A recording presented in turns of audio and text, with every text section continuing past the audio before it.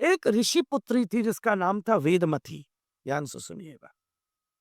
आपका पूरे रामायण की प्रति दृष्टिकोण ही बदल जाएगा, पूरा परसेप्शन ही बदल जाएगा, लीला ही बदल जाएगी। एक ऋषि पुत्री थी, तपस्विनी और महान सुंदरी वेदमती, बैठकर तप कर रही थी। उसी समय वहां से रावण गुजरा।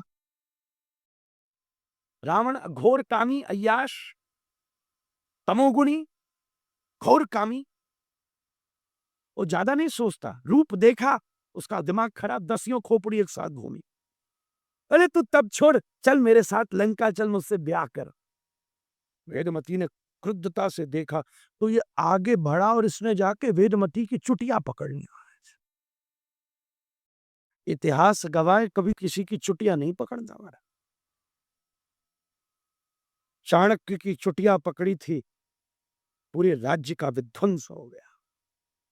किसी स्त्री की, किसी ब्राह्मण की, उसका ब्रह्म तेज उसमें है।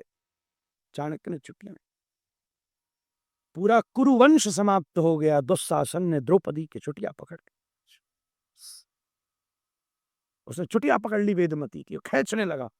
वेदमती ने अपनी गोदी में से, अपने बगल में से खंजर निकाला और अपने हाथ से अपनी चुटिया काट दी।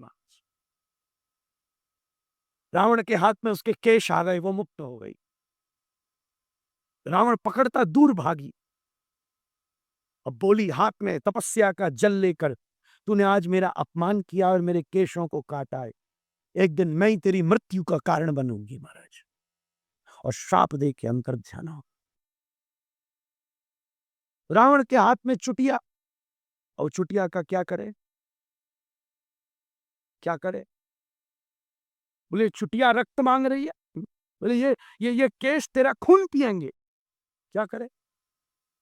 तो सारे के सारे ऋषियों को इकट्ठा किया। कथा ध्यान से सुनना, बड़ी विलक्षण है, परसेप्शन बदल देगी आपका। सारा का सारा सारे ऋषियों को इकट्ठा किया। अभिमानी रावण बैठा, ए ऋषियों, प्रबंध करो, इस चुटिया का ये खून मांग रही है। एक घड़ा लिया, उसमें घड़ा सामने कर दिया। सारे ऋषियों ने अपने हाथ से, अपने हाथ को काट के उस घड़े को खून से भर दिया। रक्ता रक्ता ऋषियों के रक्त से, ले हमने दान दे दिया तुझे। और इसने वेदमती की चुटिया को उस रक्त में डुबो दिया। ले, तेरी बात मैंने पूरी कर दी। और अट्टहास करके हंसने में। अब समस्या आई,